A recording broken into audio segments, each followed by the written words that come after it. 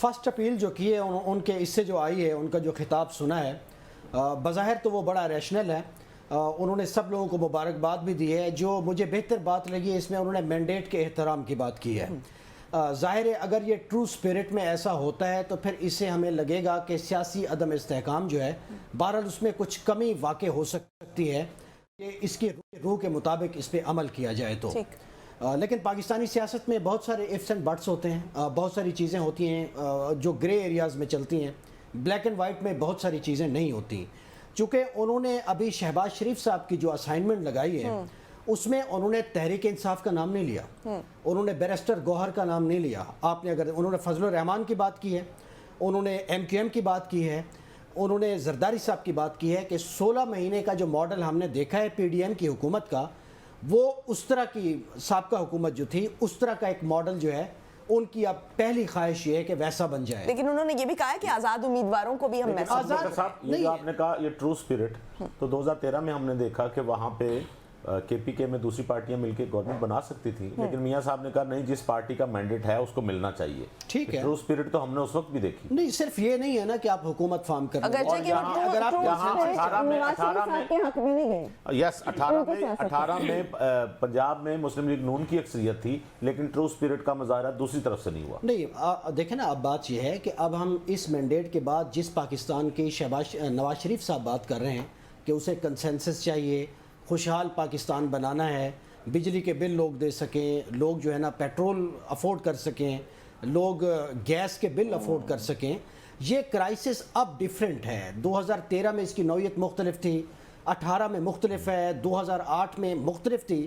یہ جو کرائسس ہے، دن کو رات کرنا عام آدمی کے لیے، رات کو دن میں بدلنا، یہ بہت بڑا پرابلم ہے. میاں صاحب تک اس کچھ میں سے 2 فیکٹرز میں ابوبکر صاحب اس وقت بھی بہت زیادہ تھے. ابھی آج اس لوڈ شیڈنگ والا معاملہ 18 سے 20 گھنٹے کی لوڈ شیڈنگ بہت بڑا معاملہ. اب لائٹ کا ایشو نہیں ہے، اب لائٹ کا ایشو نہیں ہے، اب افورڈیبلٹی کا ایشو ہے.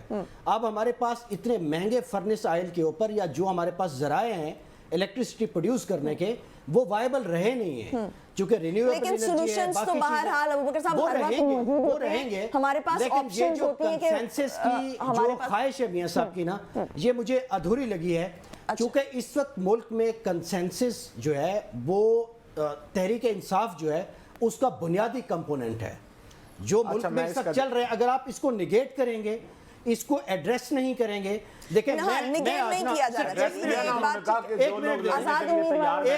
ایک منٹ دے دیں. میں آج ایکسپیکٹ کر رہا تھا کہ جس طرح کی وہ تقریر کریں گے اس میں وہ کم از کم کہیں گے کہ پچھلے 4 5 6 8 مہینوں سے جو کچھ ہوتا رہا ہے اس پیج کو ٹرن کیا جائے تحریک انصاف کے پوائنٹ بلا شبہ. یہ I agree with you. لیکن جو ڈیموکریٹک ویلیوز کی وائلیشن ہوئی ہے، میں انسانی حقوق یہ ہونا چاہیے، بالکل ہونا چاہیے. انہوں نے اس پہ بھی بات نہیں کی. یہ ہونا چاہیے.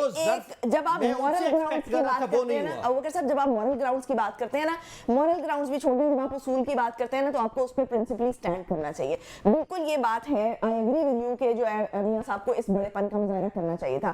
لیکن اس سے پہلے یہ اب آپ یہ نہ سمجھیے گا کہ میں کسی پارٹی کے اگینسٹ جا رہی ہوں، بٹ اس سے پہلے 2018 میں جو کیا گیا اس کا بھی کنفیس کیا جانا چاہیے.